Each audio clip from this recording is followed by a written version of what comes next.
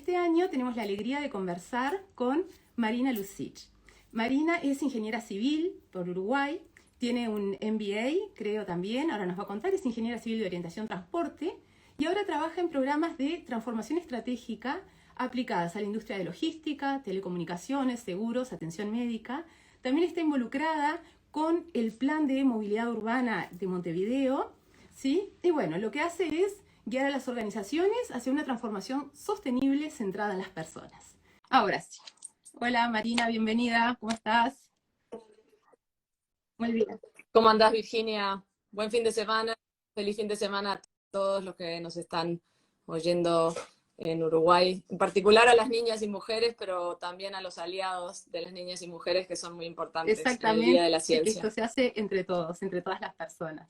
Gracias Marina por sumarte, por darnos este tiempo para compartir un poco tu experiencia, ¿sí? Le vamos a contar a la audiencia, vamos a conversar un poquito y hemos estructurado la conversación hablando un poco de tu pasado educativo, ¿no? Tu trayectoria educativa que te trajo hasta acá, tu presente laboral, que estás muy involucrada con la sustentabilidad, sostenibilidad, ¿sí? Estás trabajando también en la descarbonización, ¿puede ser? De, a ver si tengo de las operaciones de Amazon para el Sí. 2040, ¿sí? Bueno, y de todas las otras cosas que haces para contribuir a un mundo mejor también, ¿eh? En tareas de voluntariado, creo que estás muy involucrada también con las escuelas y de Uruguay y de acá de Inglaterra, así que de todo eso vamos a conversar. Muchas gracias a las personas que se están sumando. Entonces, si estás pronta para ir a la primera pregunta, Marina, sí, queremos saber. Dale, dale, que nos cuentes un poco Adelante. Sí. cómo fue que surgió tu vocación por la ingeniería, si ya tenías claro desde la escuela que era hacia dónde querías ir, cómo viene.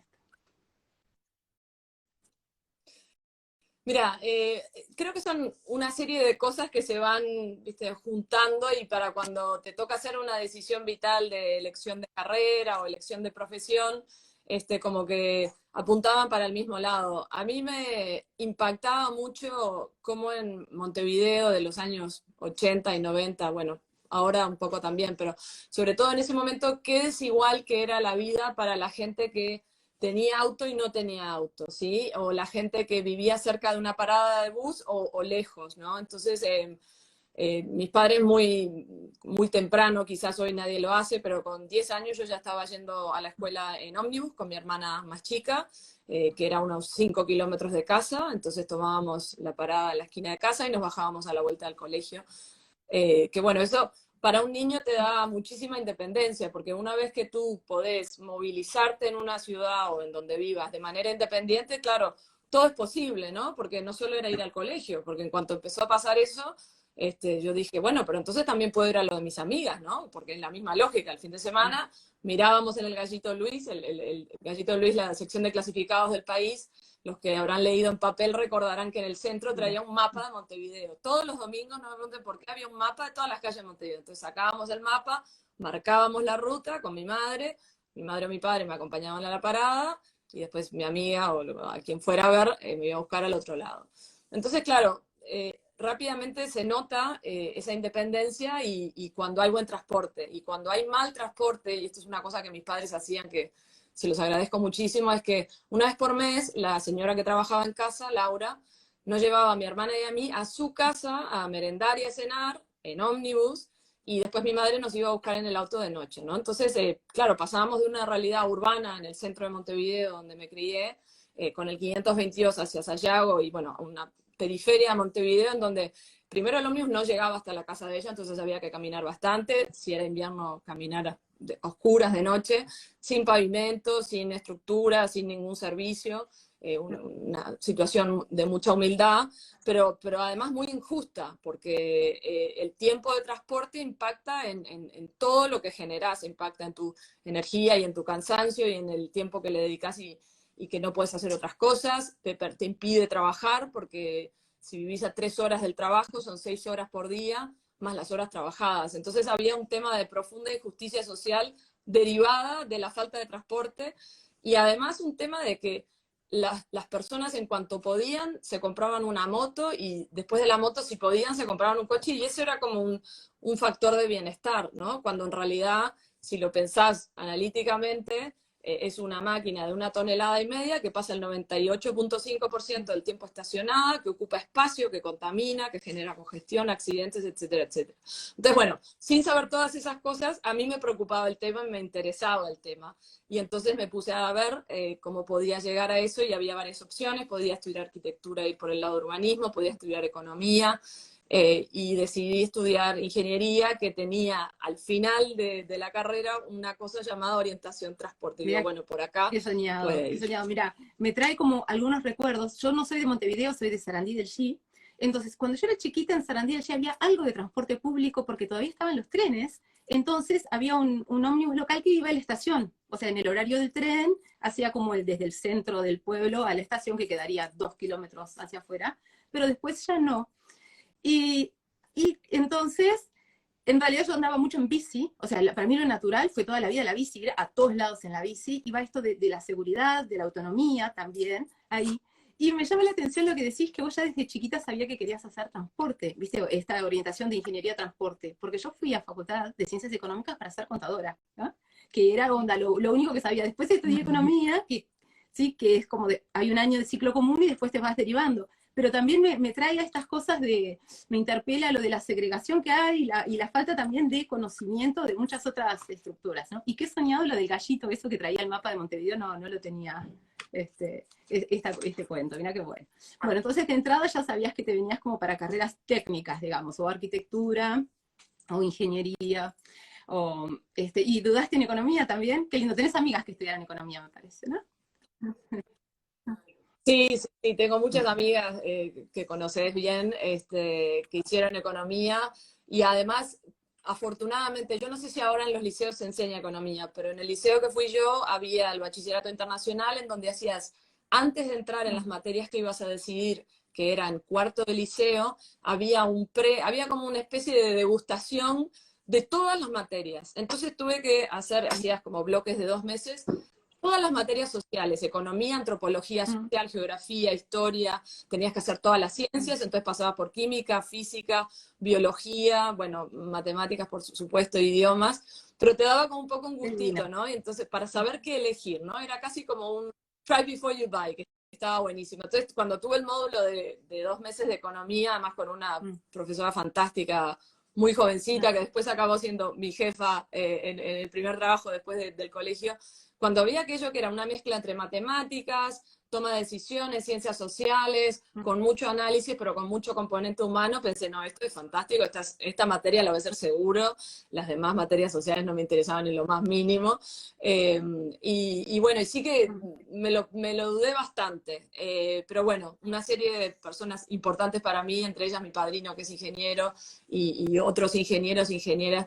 Perdón, acá un paréntesis. Cuando hablo de ingenieros o de personas, no voy a especificar ingeniero, ingeniera, ¿sí? Asumo que el género está bien amplio para todo, está para no usar todo el vivo haciendo las distinciones de género. Pero bueno, cuando hablo de las personas, hablo de hombres y mujeres también. Entonces, bueno, los ingenieros as que tenía a mi alrededor me decían, no, no, no, no, tú tienes que hacer ingeniería. Lo de economía ya lo puedes hacer. Al revés, no. Si haces economía, va a ser muy difícil meterte en algo técnico. Entonces, bueno, les hice caso y me alegro porque sí, porque era Ahí lo va. Sí, correcto. que esta validación técnica que tienen, sí, porque de hecho si hacías científico podías ir para las otras. Hay como todo, como un escalón, ¿no? De hecho creo que si haces científico podías irte hasta biológico, Como una sí, jerarquía. quinto científico, Sí, sexto sí, sí. ingeniería, pero para el Sí, otro lado no, tenés que, por ejemplo, si hacías sexto de economía, después tenías que volver a quinto científico y correcto, o sea, hacer todo como la vuelta. correcto. Así que ahí estuvo el consejo, muy bien. Escuchame. Sí, pero igual tenías como una preocupación social de entrada, porque si ya observabas desde chiquita todas estas, viste, te interpelaban estas cosas, podrías perfectamente no haberte dado cuenta de las diferentes realidades que veías, los distintos Montevideos que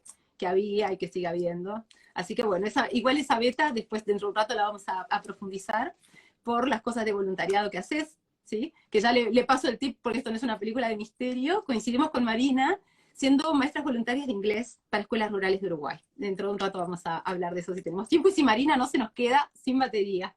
Sí, escúchame Marina. Sí, y contanos una cosa, ¿cómo estudias? Contanos, ¿tenés alguna estrategia para compartir? Sobre todo, ¿cómo estudias estas cosas técnicas? ¿Haces ejercicios? ¿Cómo es tu estrategia para aprender? Porque imagino también que estamos permanentemente aprendiendo, ¿no? Que al día de hoy seguís estudiando. Buenísimo. pregunta, sí. Bueno, a ver, voy a empezar por cosas muy básicas, pero que a Mm, veces yo pienso que son como de cajón y no lo son. Lo primero es que hay que leer mucho. ¿Tá? Y para leer mucho hay que tener muchos libros. Entonces, no es cuestión que ahora todo el mundo salga corriendo a comprarse libros, pero bueno, mi casa se cae de los libros. Hay libros en las estanterías, arriba de las estanterías, abajo de la mesa del café, abajo de la cama, al lado de la cama, arriba de la mesa de luz al costado. O sea, ya pronto no cabemos con mi familia, se nos viene arriba de libros. No es necesario comprar los libros, ahora hay formatos digitales. Por ejemplo, mi mamá y mi marido, los dos aman el Kindle. Yo todavía me resisto, soy persona de papel, leo el diario en papel los domingos, me mm. siento, lo llevo en el metro, jorobo a 30 personas, pero tengo el pedazo de diario abierto. Entonces, bueno, leer mucho, tener muchos libros, leer muchos libros, hay bibliotecas y hay maneras de, ¿no? Clubes de libros, te pueden prestar, yo me paso prestando. En un momento intenté hacer un tracking de los libros que tenía prestados yo y prestados a otros, luego perdí el rastro, porque bueno, ya durante los años, pero a mí me encanta regalar libros, o sea, por ejemplo, mis hijos cuando van a un cumpleaños solo regalan libros. Libros o un voucher para comprar libros, nada más. O sea, es lo único que yo les compro, por ejemplo. Nunca les he comprado juguetes, ya les regalan otros juguetes. Entonces, bueno, ¿cómo estudiar? Hay que leer mucho. Y entonces hay que entrenarse para leer. Y al que no le gusta leer, le va a costar mucho aprender en cualquier ámbito de la vida. Así que a los que no les gusta sentarse en un sillón con un libro y la mantita, bueno, ahora que es invierno aquí, allá y ola de calor, los que no les gusta leer lo van a tener bastante difícil. La segunda parte es, claro, un poco en qué invierte uno las horas de aprendizaje, ¿no? Entonces, hay que tener cuidado también porque ahora en esta era digital hay muchísima oferta de cursos, de charlas, de podcasts, de información en general. Entonces uno le puede venir como una especie de saturación de los sentidos. A mí una cosa que yo siempre hago cuando voy a una charla, cuando voy a una reunión, cuando voy a un curso, es llevo un blog de papel y una lapicera, porque yo cuando escribo recuerdo. Y cuando recuerdo, aprendo. ¿Tá? Ahí va, bien old school. A veces tomo notas en la compu, cuando sé que son notas que después le voy a tener que compartir con 20 personas, ¿viste? El hecho de transcribir del papel a la compu es más complicado. Pero bueno, leer mucho, siempre tomar notas. Hay un emprendedor inglés que se llama Richard Branson, que es el fundador de todas las compañías Virgin, de Virgin Radio, Virgin Atlantic, Virgin Money, bueno, súper recontra millonario, que es disléxico y que nunca acabó el liceo. Él dice, yo nunca voy a una reunión sin una libreta y una lapicera, porque siempre algo te puede llevar. Entonces yo eso siempre lo observo. Cuando me reúno con alguien y no traen una libreta y no toman notas, primero sé que no les interesa y hasta es un poco maleducado, pero segundo sé que no se van a poder llevar mucho, porque es verdad que hay gente que tiene memoria y recuerda, pero un registro de lo que viste. Y lo tercero sería, en esta era, ¿viste? Digital, de múltiples estímulos, es prestar atención. O sea, atención individida, no estar mirando el celular o un libro. O sea, si tú estás hablando con alguien en una reunión, mirarlos a la cara, ¿no? No estar pensando en qué voy a almorzar. Y entonces, a mí me asombra porque hay gente mucha gente que, por ejemplo, me pregunta cosas que yo ya expliqué hace un ratito, o pregunta en los grupos de WhatsApp una pregunta que alguien ya contestó si mirás 4 mensajes más arriba. Entonces el hecho de prestar atención no es poca cosa, parece como de cajón, pero hay que prestar atención. Y la última cosa con la que dejo es que tiene que ver también un poco con mi elección de estar en temas de transporte. Una de nuestras compañeras de facultad, que desgraciadamente falleció el año pasado, estaba en silla de ruedas. Había tenido un accidente a los 18 años y hizo toda la carrera en silla de ruedas, vivía frente a facultad. Y ella no tomaba notas porque parte de su discapacidad era que no tenía gran control de las manos. Entonces ella prestaba atención. Ella era como la personalización de esto que estoy diciendo, de estar en el momento. Y por supuesto, aparte de ser una persona extremadamente inteligente, como ella prestaba atención, entendía mucho mejor y más rápido que los demás que estábamos con la cabeza bajada tomando notas, ¿tá? Entonces complementábamos, le hacíamos fotocopias a ella para que ella tuviera las notas, pero ella nos explicaba porque ella había estado entendiendo y prestando atención al pizarrón, al docente, a la ecuación, que nosotros de repente por tomar notas no estábamos. Entonces, bueno, es un balance entre registrar lo que te entra y realmente estar presente y estar enfocado y prestando atención. Entonces, leer, anotar y Soñada. escuchar. Igual me haces, sí, me interpela lo que decís, yo adoro leer, me encanta leer, acá tengo también además marcando, y me gusta leer en papel porque los voy subrayando, ¿sí? Subrayando los libros, que en algún momento así con algunas personas me decían, pero por favor no me lo subrayes, que capaz que para mí alguna otra cosa es importante, pero al final ya después de 20 años de casada, digo, bueno, ¿sabes qué? Cómpratelo de nuevo si querés leerlo sin subrayar, ¿viste? Porque a mí me gusta esto para, Claro, claro. y después para evocarlo también. Pero lo que me interpela de lo que decías es porque yo tenía un jefe que era ingeniero, que cuando yo llegaba, viste, con la libretita, así a tomar nota, me decía, presta atención, borrátelo acá, no Sí, estés anotando todo, ¿eh? sí, Entonces, sí. como, Es sí, un equilibrio, ahí va, equilibrio. Sí, sí, sí, sí, sí. Hay que hacer como la... Yo siempre aviso cuando estoy en una reunión, les digo, si me ven con es la que te cabeza abajo, no es de tomando nota. maleducada, es que estoy tomando notas, porque, viste, cuando recuerdo, Y cuando sí, recuerdo, y por acá que aprendo. tenemos Sí. una persona de nuestra audiencia que con ella hice un curso de pensamiento visual, con esto de la pandemia que posibilitó tantas cosas también. Y bueno, ya hubo un curso en Facultad de Comunicación de Uruguay, ¿sí? De pensamiento visual, que es esto de aprender a tomar notas también. Y aprendí como muchas técnicas y también de que entrara tipo en la hoja A4. O sea que la reunión, yo a veces también estudio mucho también, ¿sabes qué? Con podcast, pero por ejemplo a los podcasts los escucho también tomando nota, ¿ves? O sea, y creo que esto Claro, también es algo que nos ha dado toda esta digitalización, que vemos que capaz que hay más cosas que libros también, ¿ves? Como, o bueno, o miro en YouTube. Entonces, y cuando escucho a las personas, ya te están haciendo la síntesis, cuando están contando de qué trata su libro, por ejemplo, ¿no? Entonces, pero también lo que sí hago es como tomando nota y después lo otro es contárselo a alguien, porque evocar, ¿sí? También hace que se te vayan fijando las conexiones. Así que está, pero bueno, muy soñado todo lo que nos has contado y compartido, Marina. Y te digo, ¿tenés algún libro para recomendar, ya que lees tanto? O que comentaste que te gusta tanto leer. Ah, yo sé. Ah, sí, cuando leí que me habías mandado, pensé, ah, bueno, o nos pasamos 18 horas hablando o empiezo a priorizar. Claro, depende un poco de lo que estés buscando. A ver, por ejemplo, mucha gente me hace la pregunta, ¿cómo puedo aprender de temas de sostenibilidad ambiental? ¿Qué puedo empezar a leer? Entonces hay un librito muy simpático que lo tengo acá, que creo que ya lo compré como 4 veces porque lo paso prestando, no me lo devuelven y me lo voy a dar. Se llama How Bad Are Bananas? Entonces es un pequeño manual hecho por un economista inglés, creo que hace en cada capítulo la huella de carbono de distintas cosas, ¿no? Entonces empieza, bueno, las cosas que tienen menos de 10 gramos, y ahí está la banana, ¿no? La banana es fantástica porque es muy nutritiva, no se produce en todo el mundo, pero viene en ¿Así? barco despacito mientras va madurando en las cámaras. Sí, sí, sí, sí. Entonces, How Bad Are Bananas es como una broma al título, porque en realidad las bananas, desde el punto de vista de huella de carbono, son muy buenas y además son una nutrición fantástica, fácil de llevar, limpia, con niños, con adultos, siempre puedes tener. Y la prueba está que siempre tengo una banana en la mochila. Pero después empieza con otras cosas, ¿no? Por ejemplo, bueno, pues 1 kilo de tomates, claro, depende de dónde vivas. Si vivís en un clima frío, van a ser con invernadero, entonces va a tener una huella de carbono brutal.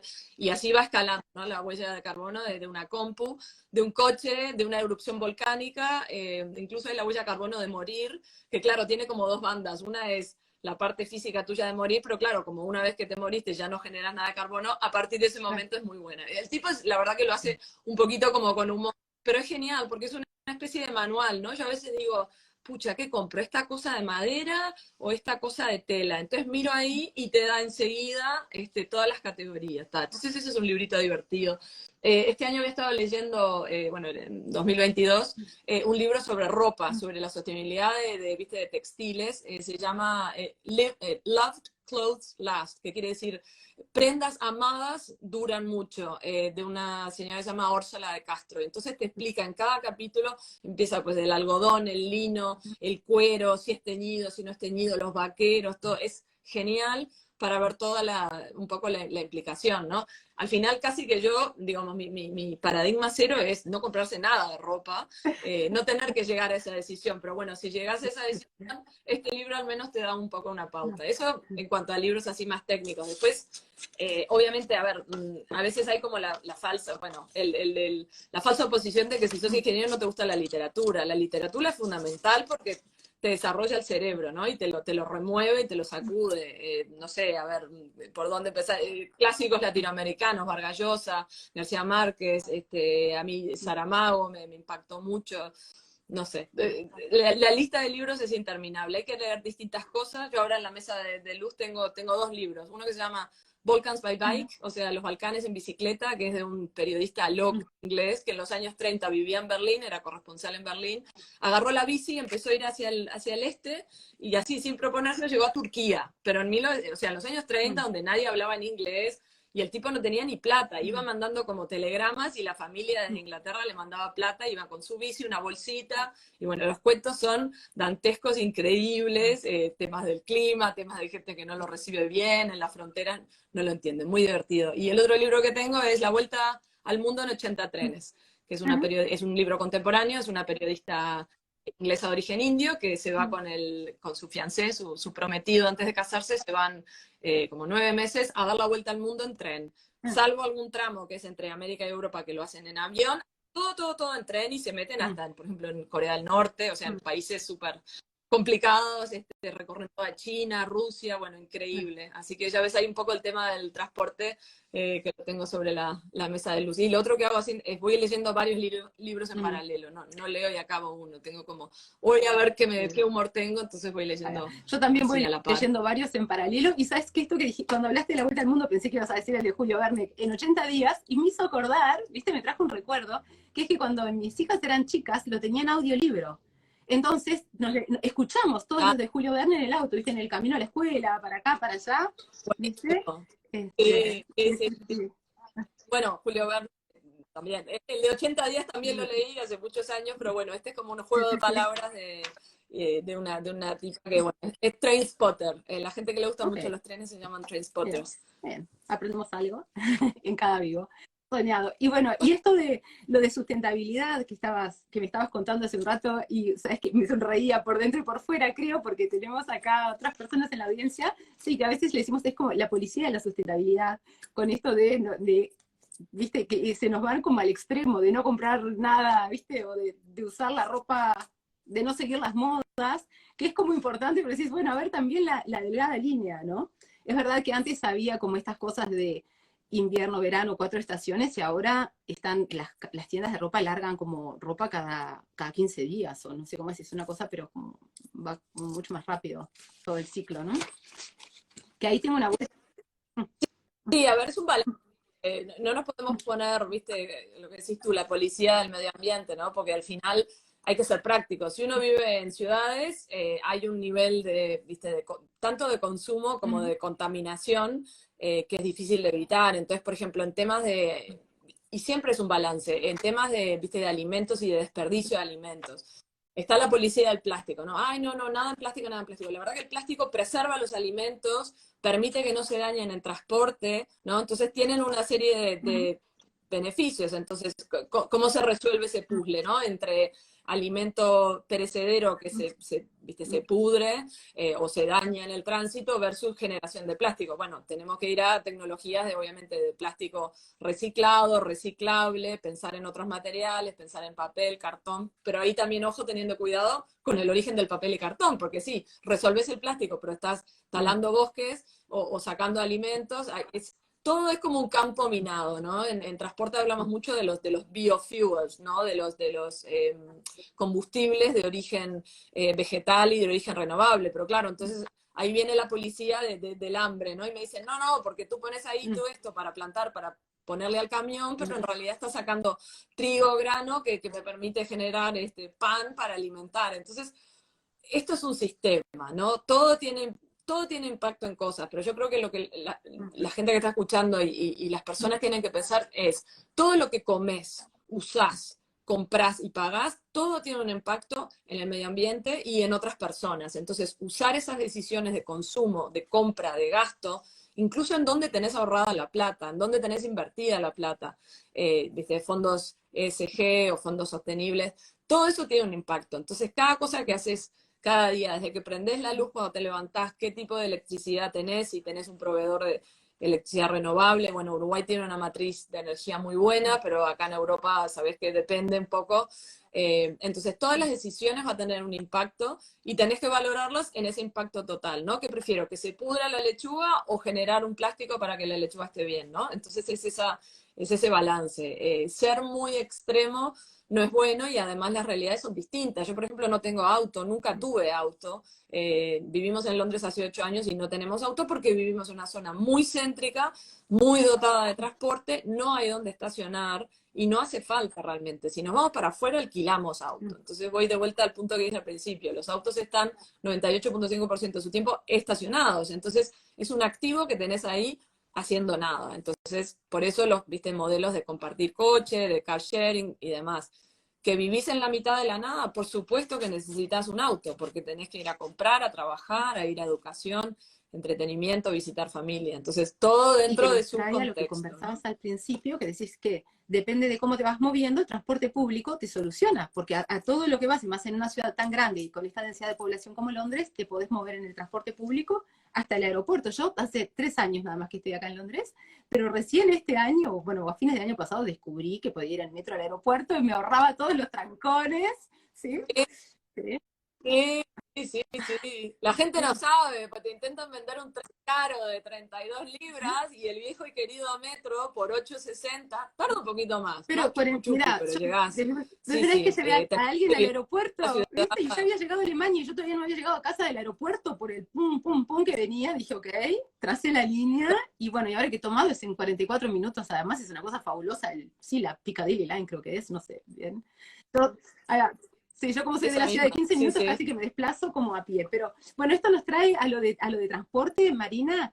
Y contame un día típico de trabajo de una ingeniera, contanos un poco, a ver, cómo es a ver si que las chicas se puedan visibilizar, ¿viste en esto? ¿Qué haces en un día típico de trabajo? ¿Sí? Y después contaste que te movías, que Bueno, ibas en metro, en tube, se les dice acá.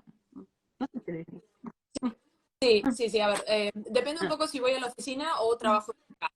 Eh, por suerte, bueno, en Europa en general, pero en el Reino Unido en particular, siempre hubo mucha inclinación hacia el teletrabajo, porque la gente no siempre vive en la ciudad, no siempre vive en Londres o cerca de la oficina. Entonces yo, desde antes de la pandemia, ya estaba haciendo 4 días en la oficina y los viernes siempre trabajaba desde casa. De pronto, en vez de desde casa, me iba a un café o algo para estar un poco más, ¿no? Acompañada y en otro lado. Pero bueno, ahora mismo tengo por suerte, tengo un equipo europeo y estamos todos un poco repartidos. Tengo gente en Londres, en Francia, en Luxemburgo, en España, en Italia. Entonces realmente da igual a dónde esté. Yo sí que intento ir a la oficina ahora una vez por semana. Y entonces el día que voy a la oficina no tengo nada en la compu. O sea, no tengo ninguna reunión virtual ni trabajo en documentos. Me dedico a ver gente, ¿no? Un poco, yo a veces lo digo como el dentista. Me agarro una salita de reunión y es café, café, café, café, charla, charla, intro, siempre hay alguien nuevo, siempre hay alguien que quiere charlar, entonces me esfuerzo un poco cuando defino el día que voy a la oficina, ese día es para ver gente, para charlar, para resolver problemas, agarramos una pizarra, hacemos brainstorming, hacemos planificación, hacemos ideación, que es, bueno, generar ideas para problemas, incluso tenemos sesiones de establecer cuáles son los problemas, porque a veces saltás mucho a modo solución, pero decís, ¿cuál era el problema que estaba intentando resolver? ¿No? Entonces, eso sería como un día típico en la oficina, que además es una oficina re linda, bueno, en un edificio muy moderno. Creo que es la oficina más linda en la que he trabajado. He trabajado en sitios bastante, bastante paupérrimos, así que ahora estoy re contenta que voy a un sitio más apropiado. Los días que estoy en casa sí que tengo bastantes reuniones, normalmente tengo 2 o 3 reuniones por día, porque parte de mi trabajo es hacer un poco de bisagra entre las operaciones internas de Amazon, ¿sí? Los distintos equipos de flota, de logística, de compras, financiero, y eh, digamos, los actores del sector público que toman decisiones y hacen legislación con respecto al transporte sostenible. Entonces me toca reunirme con ministerios, con agencias de medio ambiente, a veces tenemos visitas de diputados que quieren venir al depósito y visitar los camiones eléctricos. Entonces es bien variado el día. Tengo como cosas de informar, ¿no? Sesiones de informar y de mostrar y de educar.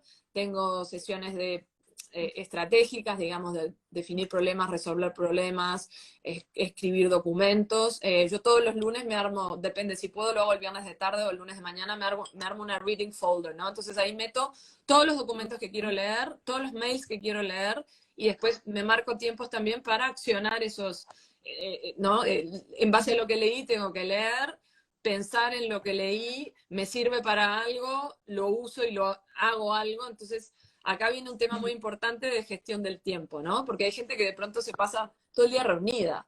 Y entonces yo siempre me pregunto, ¿y esa gente cuándo trabaja? Porque las reuniones no son bien de trabajo. El trabajo es sentarse y producir, ¿no? Y resolver y escribir y concretar. Entonces tengo siempre marcados bloques en la agenda que es, nadie, digamos, no me pueden meter reuniones porque se llama ML Work, Marina Lucich Work. Ese es un hack. Y tengo ese módulo siempre al principio del día y al final, un poco para como sentar las bases del día y para acabar el día. Estas son, bueno, pequeñas técnicas de eficiencia Ahí va. personal, si Yo querés. ponele, sí, lo que tengo, y que es muy gracioso, es que tengo las notificaciones del teléfono apagadas. Entonces, en general de mañana, que es cuando estoy trabajando, leyendo, haciendo documentos o lo que sea, no me entero, o sea, salvo que soy yo la que va y decide cuándo. Pero, por Perfecto. ejemplo, sí, de la escuela de mis hijas ya saben que no me llaman a mí, porque, onda, no me suena el teléfono, ¿no? Entonces, pero es como medio arma de doble filo, ¿no? Después, eh, Sí. Bueno, lo de los grupos de WhatsApp, yo ahí tengo que decir una cosa, que es, mis padres, por supuesto que lo llamaron, creo que en toda nuestra infancia 3 veces, y cuando te llamaban del colegio era porque te habías reventado y estabas de camino al hospital. Entonces, a mí toda esa lo pavada mismo. del micromanagement de los niños, bueno, efectivamente me parece una pavada. Y esto es una posición muy personal, seguramente habrá padres Ah, y madres que no bueno, piensen eso. si es algo No hay que importante, hacerlo, ¿tá? sí, Las te personas llaman y te chiquitas, ubican. Sí, exacto, si se sí.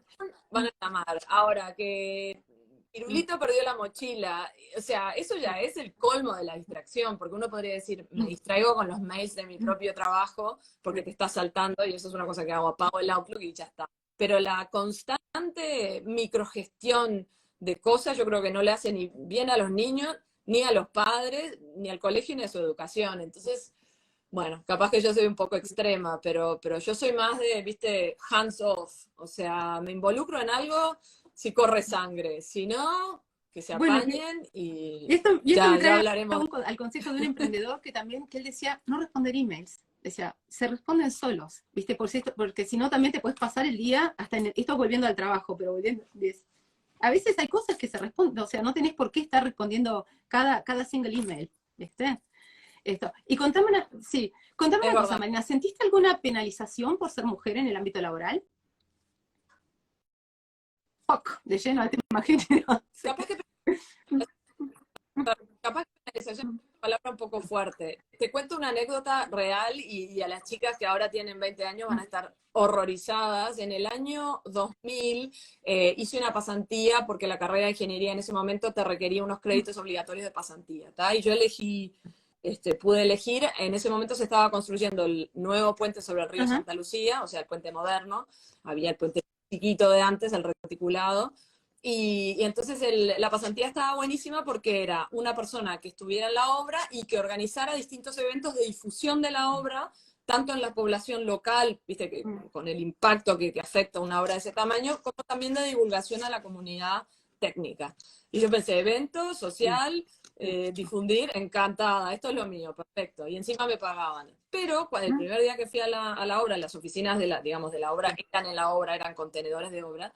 Resulta que el único baño que había, que era un contenedor de baños, era de hombres, era solo de hombres. Entonces tenía varios orinales, no sé cómo se llama, la cosita donde van los hombres a hacer pipí, y tenía 2 o 3 cabinas normales como las que usamos las mujeres. Pero claro, a nadie ni siquiera se le había ocurrido generar un baño para mujeres. Y yo no era la primera mujer en la obra, porque había una directora de obra, no mucho mayor que yo, una ingeniera jovencita.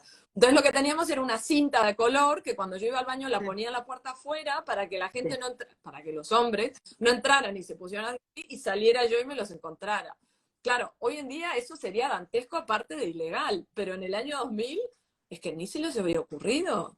Y entonces, claro, penalización, bueno, si te pasan esas cosas, muy, muy bien no te sentís. Yo en realidad me lo tomé con terrible gracia y la solución que encontramos de la cinta de color también fue súper creativa. O sea, en ese momento no iban a traer otro contenedor para las 2 mujeres que había en una obra de cientos de personas. Entonces son como viste, las microcosas que no es por intención, pero es por omisión, ¿no? Y voy de vuelta a lo de pensar, ¿no? Y prestar atención. es por no pensarlo, no es que nadie dijo, no vamos a hacer un baño de chicas, ni se les ocurrió. ¿Tá? Entonces, claro, en la carrera, por supuesto, llegás el primer día, un teórico con 200 personas y hay 8 chicas, las cuales todas instantáneamente nos hicimos amigas y seguimos amigas al día de hoy. De hecho, creo que hay alguna ahí conectada, como estas chicas. Entonces, penalización, bueno, te enfrentás a esos escenarios, pero lo bueno es que después de hacer una carrera de 6 años en esa situación, yo ahora ya no me, digamos, no me intimida si entro a una reunión y soy la única mujer. O si voy a un panel a hablar y soy la única mujer. Lo que pasa es que ahora lo que hago es, yo digo, yo a un panel, o sea, man de hombre, yo no voy. Si soy la única mujer, yo no acepto invitaciones. O sea, para ser la mujer del panel y cumplir esa cuota. Si no logran conseguir otra mujer, yo no voy a, yo tampoco. O sea, entonces, claro, lo esfuerzo, ¿no? Entonces, obviamente, cuando organizan algo, sí me preguntan, ¿tenés alguna mujer que puedas invitar? Y bueno, no me importa pasar contactos. Pero bueno, tenemos que salir de los manels, porque representación es importante para las niñas y mujeres. O sea, si tú no te ves ahí reflejada, y por supuesto entran temas de género, de capacidad o discapacidad, de etnicidad, lo diré. Esta semana hubo la inauguración de un puente en la Ruta 5, creo que entre Tacuarembó y Río Negro, y aparece el corte de cinta con el presidente de Uruguay. Y esta es una foto que cuelga en LinkedIn una empresa constructora, y son todos hombres, pero además todos hombres blancos y de camisa celeste. O sea, parece como que hubieran regalado camisas celestes a la hora del corte de la cinta. Entonces, en el corte de la cinta, a pesar de que en esa obra, averigüé, hay 2 mujeres directoras, no estaban, pero luego la persona que cuelga la foto tampoco se lo cuestiona. Y entonces yo le comento a las personas de esta empresa constructora y me dicen, no, sí, pero si la persona de comunicación es una mujer. Entonces, por eso te digo, a veces esas microactitudes las tenemos incluso las mujeres. Y con esto no quiero, hundir a la pobre chica de comunicaciones de esa empresa, pero de verdad, o sea, hay como tantas etapas donde se podría alguien haber cuestionado, oye, esta foto le falta representación, ¿dónde está el resto de la gente que estaba en la obra? Pero una vez que la foto está, alguien también la cuelga. Entonces, segundo como escalón de, entonces, claro, de pronto hay gente que está escuchando esto, o gente que vio ese post y no pensó nada, incluyendo muchas mujeres. A mí me recontrarrechina. O sea, sabiendo que hay, aparte justamente, 2 mujeres, una de las cuales era la otra usuaria del baño de la cintita en el año que 2000. ya muestra Entonces, qué pocas mujeres sí, que hay en ingeniería, ¿no? Porque desde las 8 que me decís que eras de compañeras de facultad. Yo no vi esa foto, pero por ejemplo sí me pasa, en economía también es una profesión masculinizada, y que vas a las conferencias y son 80% hombres, ¿no? Y van al panel y vos decís, che, pero acá no hay ninguna mujer. Y dicen, uy, no me di cuenta, ¿ves? Que es esto de lo de omisión que decís vos. Entonces es ayudar, porque una vez que estás mirando, ¿viste? No podés unknown lo que ya sabés, ¿no? Una vez que te diste cuenta no puedes dejar de verlo o de notarlo, que es lo que pasa, y esto comentábamos hace un rato fuera de cámaras, que las mujeres somos la mitad de la población, pero las mujeres en tecnología somos 1/4 de la población. Entonces, ¿qué pasa? ¿Qué es lo que pasa? Que no estamos viniendo a la tecnología, porque lo que es peor es que nos estamos yendo de la tecnología. Porque desde Enigma, ¿no? Desde cuando descifraron Enigma, la primera computadora que se hizo acá en el Reino Unido, era un equipo de mujeres, que era por defecto, digamos, un equipo de mujeres, porque los hombres estaban en la guerra. Entonces las que habían quedado para programar, para hacer código, todos eran como mayoría mujeres, que es Alan Turing como el súper conocido, pero en general los equipos eran al 90% femeninos.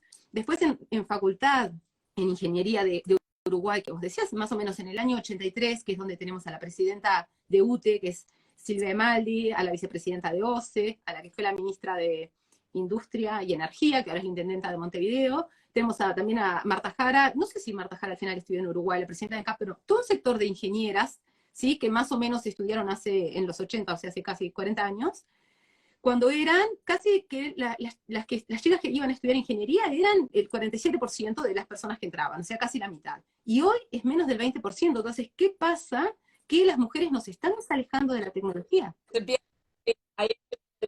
Sí. Se está perdiendo. Cuando en la tecnología están los trabajos ni siquiera ya podemos decir del futuro, los trabajos del presente, ¿no? La digitalización, todo esto que nos lleva, o sea, porque la tecnología como ciencia transversal que sirve para cualquier cosa, que es esto de la ciencia de datos. Vos tenés conocimiento específico, pero también, viste, como vos hiciste ingeniería, hiciste transporte, pero ahora estás en la parte de sostenibilidad, en la parte estratégica, podés, en temas de movilidad, de gestión, bueno, de esto. No sé, ¿tenés alguna opinión sobre qué pasa que las mujeres nos estamos yendo de la tecnología?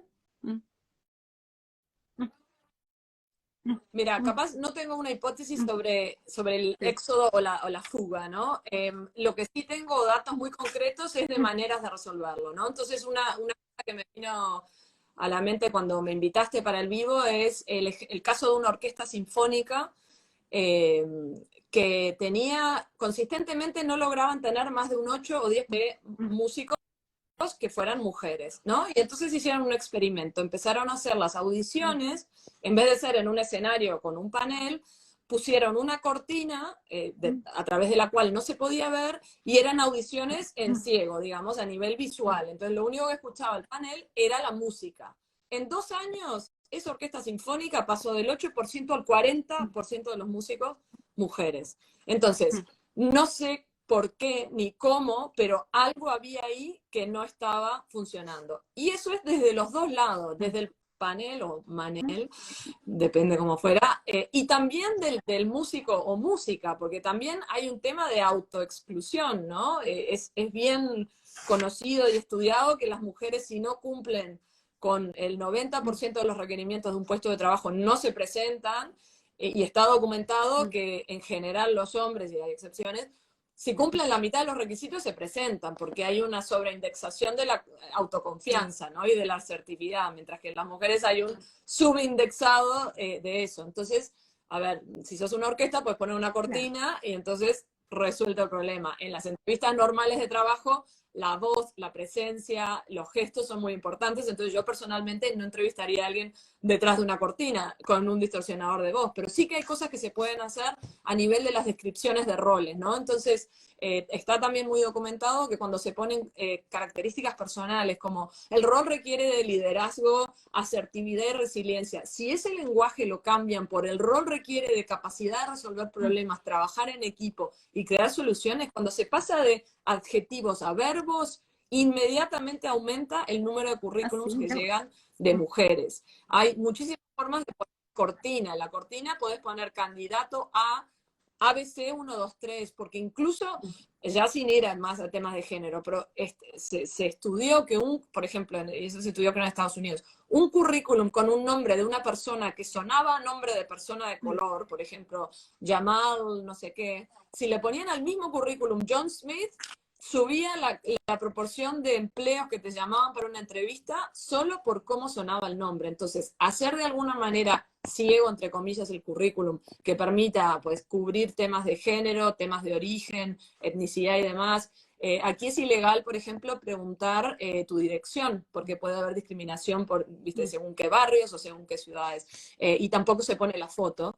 Y por supuesto que es ilegal preguntar en las mm, entrevistas si estás casado, o si tenés hijos, o si planeas tener hijos. mm, Pero yo, que no soy tan vieja, me han preguntado a mí en entrevista de trabajo en España si pienso tener hijos. Y claro, mi reacción era, bueno, hoy no, mm, quizás en algún momento mm. sí, no te podría dar un timeline, pero mi siguiente pregunta era, ¿y ustedes le preguntan esto a los candidatos hombres también? Entonces, ya ahí casi que no te da ni ganas, por muy bueno que sea el trabajo, porque bueno, porque es una pavada. Pero bueno, no estoy hablando de hace 50 años, estoy hablando de la década de los 2000, 2010. Entonces, la ley puede ayudar, los temas de, digamos, la Mm, cortina, sea la forma que sea, puede ayudar, y yo creo que hay que sobreindexar, ¿no? Entonces, países como Noruega han forzado unas cuotas de, por mm, ejemplo, los boards, las comisiones directivas de las empresas, tienen que tener un número mínimo de directivas mujeres. Que es una cosa artificial y forzada, sí, que puede acabar mm, apareciendo una mujer menos idónea para ese rol mm. que el hombre de igual capacidad, es posible, pero cuando hay un problema tan agudo, tenés que poner la cortina, o sea, porque si no, no cambia el tema. Soñadas, soñadas las estrategias que nos das y de los dos lados, ¿no? De la demanda y de la oferta también, ¿sí? Que ahí a ver si las resumo rápido, es que las chicas se animen a presentarse, chicas y mujeres, porque siempre hay tiempo para sumarse, es esto de, en general, las personas no cubren el 100% de los roles, porque de hecho, si vos cubrís el 100%, ¿para qué te vas a presentar? Ya lo estás haciendo, es algo que te dé margen para poder crecer también. Mm. Que te tire, exacto. Exacto. que te desafíe. Desde el lado también de las demandas es esto, y también de decir, bueno, de describir el puesto, qué bueno, esto no lo había escuchado, lo de usar el verbo en lugar del adjetivo, ¿ves? Pero sí, describir la posición que se va a la tarea a realizar, o esto, ¿viste? Una experta, una persona experta en ingeniería, ¿sí? Hablar de las cosas y no hablar de ingeniero o ingeniera, ¿sí? ¿No? Ingeniería, tareas de coordinación, yo qué sé, elegir también en esto del lenguaje, ¿viste? Un lenguaje en el que se incluyan todas las personas. Hoy cuando comentabas esto de lo de ingeniero o ingeniera, me hace acordar que de la misma manera que mis hijas cuando eran chiquitas y uno se estaba cepillando los dientes, yo de la época me cepillaba los dientes con la canilla abierta, ¿no? Hasta que ellas me empezaron a cerrar el grifo para, para lo del agua, ¿viste? Que ya lo tienen automático. Así que uno dice los niños, ellas no entienden niñas y niños, entienden los varones, las nuevas generaciones. Fíjate, claro, ¿ves? Porque el mundo ha cambiado también y ya estamos mucho más expuestos, que es esto también, bueno, lo que comentabas hace un rato, así, a favor bueno, todos vamos evolucionando y que esto sirva para las personas, y estabas en esta estrategia que se llamaba el título de la conversación, la persona en el centro, ¿sí? También es esto de encontrar soluciones, sí, para las personas que, por ejemplo, en el mercado laboral, nosotros lo que decimos es, bueno, tratar de proteger a la persona que trabaja, no al trabajo. Hay puestos de trabajo que van a desaparecer, ¿sí? Y está bien que desaparezcan, porque ya no tenemos más la persona que pasa encendiendo las lámparas de gas en la calle, ¿no? ¿Viste? El que pasaba prendiendo el alumbrado público, ¿no? Sí. Entonces, no importa que los trabajos desaparezcan, es proteger a la persona que trabaja, ¿sí? Vos... Totalmente. Y saber educarse y saber, viste, reeducarse y seguir leyendo. Voy a insistir mucho con lo de leer.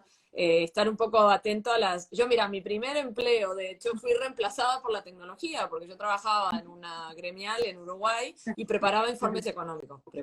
Agarraba el contenido, lo ponía en un PowerPoint, lo mandaba a imprimir, mandábamos sobre a los miembros de la gremial y después apareció esto llamado una página web y ya no hizo falta mi trabajo. Entonces, la tecnología me desplazó a mí de mi primer empleo, pero todo bien, obviamente, me lo explicaron, ¿viste? Yo lo súper entendí y la verdad es que estaba estudiando y trabajando, que era bastante sacrificado, pero sí, hay cosas que... Y además, no solo que reemplaza al humano, sino que reemplaza al humano en tareas que son pues físicamente difíciles y que el mismo humano puede hacer algo de muchísimo más valor añadido. Yo, por ejemplo, trabajé en un año en un hospital, entonces en algunos de los proyectos que yo hacía de simplificación de procesos quirúrgicos, tenía pues al cirujano, a los enfermeros, imprimiendo informes, firmando informes, llenando fichas, y yo lo que quería era que el tiempo del personal clínico estuviera con el paciente, explicándole cómo había ido todo, dándole los cuidados posoperatorios, hablando con la familia. Entonces, todo lo que pudiera sacar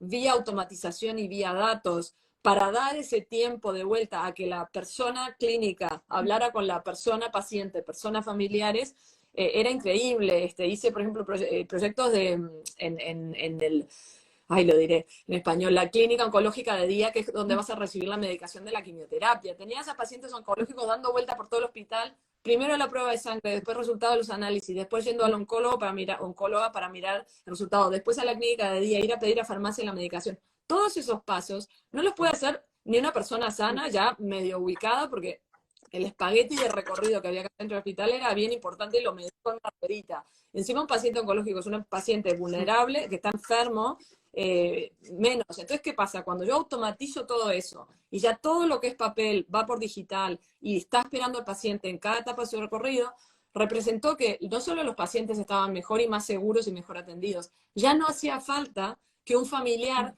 pidiera el día libre para tener que acompañar al paciente, pues ya el paciente iba casi como por un tubo, no iba por un tubo, ¿no? Pero todo mucho más fluido, agregándole valor en la interacción clínico-paciente, resolviéndole, viste, digamos, los papeles, el paciente se podía ir tranquilamente a tomar un café a la cafetería antes del tratamiento, se mejoró la seguridad del paciente, porque si hay papeles y se pierden, entonces, ¿cuál era la medicación?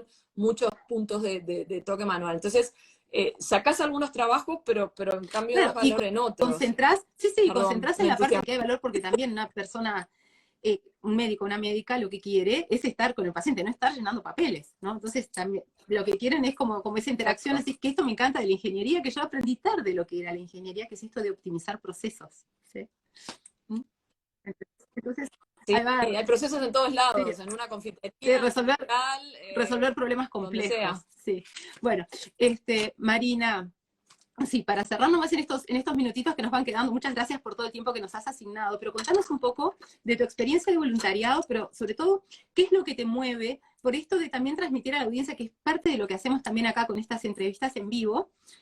Nosotros te cuento lo que hacemos y vos nos dirás si coincidimos o no, capaz que es otra cosa lo que te mueve, que es también fomentar el compromiso cívico, el compromiso de la ciudadanía por participar y por hacer de esto un lugar mejor, ¿sí? Entonces nosotros llenamos de contenido que es el que quisiéramos estar viendo en las redes. Vos te veo muy activa también en áreas de voluntariado, acá lo comentaba al principio del vivo, acá en Londres también participás en la escuela, ¿no? En la parte como en la comisión fomento de la escuela, digamos, sería la analogía, creo, ¿no?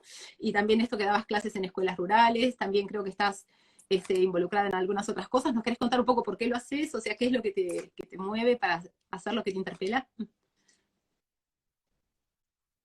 Sí, a ver, hay una primera y fundamental razón que capaz que va a parecer un poco material, que es pay it forward, ¿no? O sea, a mí alguien me ayudó, bueno, muchísimas personas, desde luego, a lo largo de toda mi vida, y entonces casi que es el compromiso de decir, tal como alguien me ayudó a mí, yo sigo pasando la posta, ¿no? Y ayudando para adelante. Yo la verdad que, a ver, en mi familia no había muchos ingenieros en la vuelta, seguro que no había ningún ingeniero civil, soy la primera, pero recuerdo que en el liceo organizaron unas charlas y vino la persona que en ese momento era el presidente del LATU, del Laboratorio Tecnológico del Uruguay, que es ingeniero, que es padre de otro ingeniero también. Y claro, y entonces vino y nos dijo, bueno, miren, los ingenieros lo único que hacen lo mismo que cualquier otra persona, pero más rápido y a menor costo.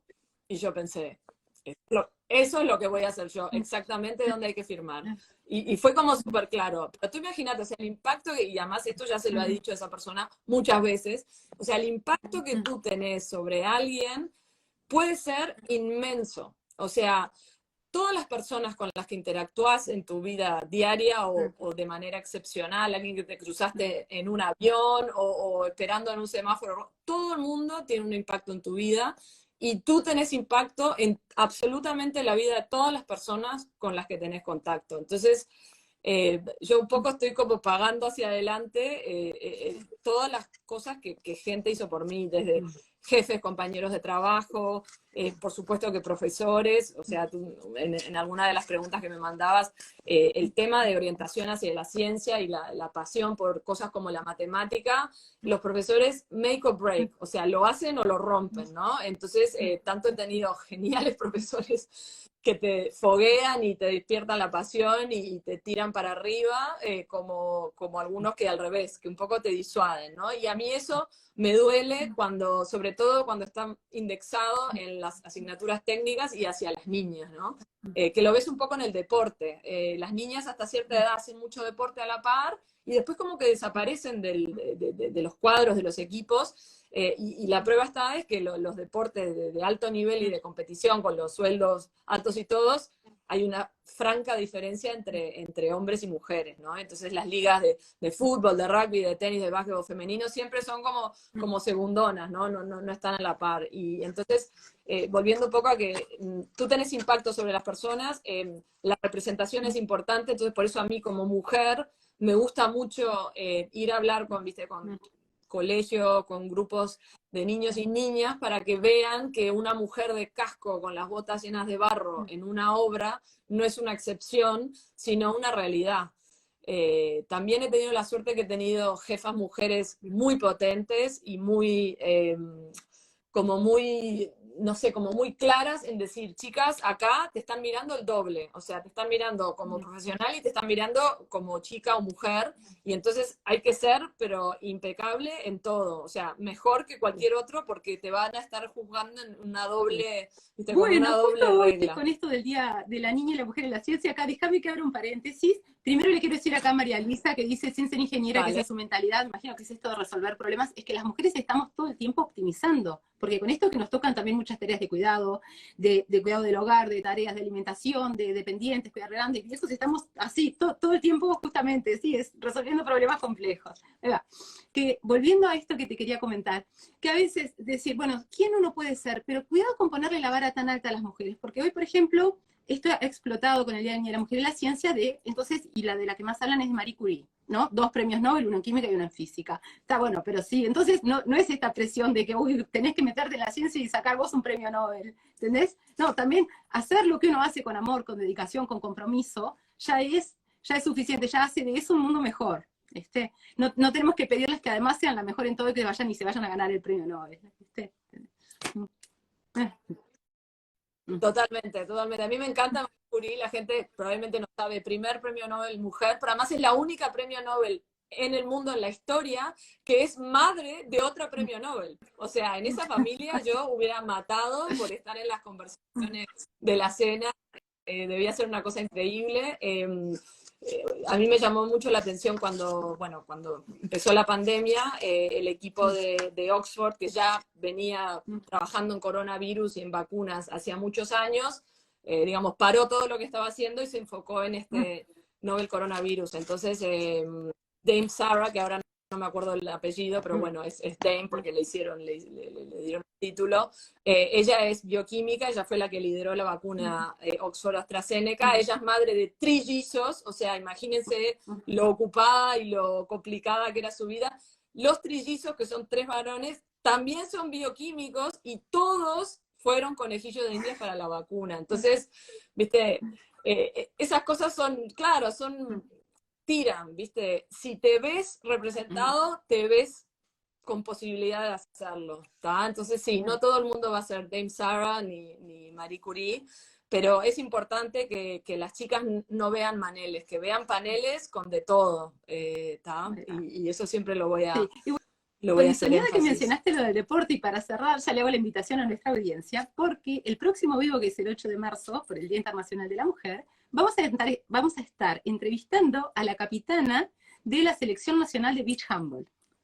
Así que es una economista, científica de datos, y Buenísimo. además también, como vos, que hace muchas cosas con sus 24 horas en el día, también, bueno, no solamente juega al beach handball, sino que es la capitana de la selección nacional, así que es una alegría.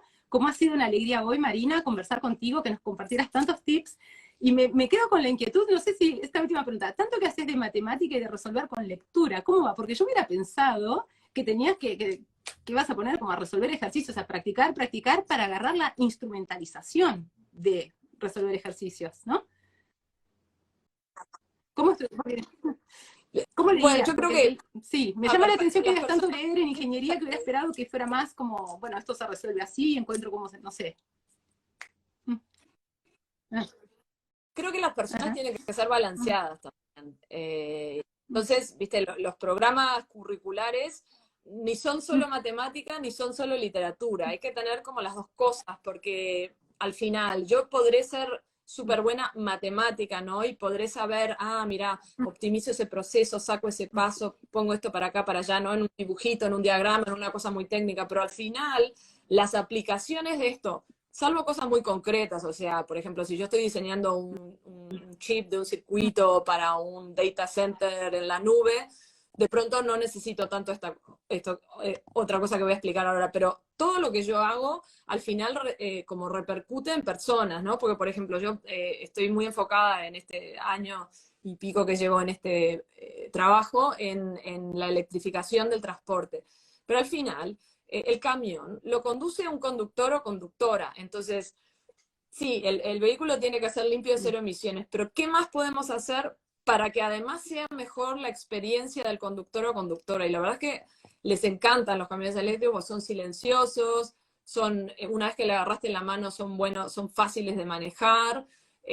Por supuesto que los fabricantes, ya que hacen un tema eléctrico, también le dan con todo, o sea, unas cabinas espectaculares, con unos, bueno, ustedes sabrán, los camioneros muchas veces duermen en el camión, entonces tienen atrás como una camita. Hace poco estuve dentro de un camión que tenía cafetera Nespresso en la cabina. Y entonces, claro, de poco sirve que yo haga toda esa innovación tecnológica si después no voy a tener conductores que quieran hacer el trabajo de conducir. Entonces, está bien tener toda la parte técnica, pero también hay que acordarse que eso lo usan, lo compran, lo arreglan, lo crean, lo diseñan personas. Entonces hay que, viste, para mí no está reñido. O sea, vos podés leer Vargas Llosa y después irte a hacer unas ecuaciones, pero las dos cosas te sirven y las dos cosas son importantes, porque al final el humano no se puede convertir en un robot, y muchos ingenieros pecamos o nos acusan de ser un poco robóticos, que es porque te pasas mucho tiempo pensando en esas cosas. Hay que ser Linda balanceado. frase para ¿sí? terminar, exactamente, el camino del medio. Bueno, Marina, ha sido una alegría conversar contigo hoy. ¿Sí? Muchas gracias, Hasta Virginia. una Buen fin de próxima semana vez. para Hasta todos. luego. Feliz día.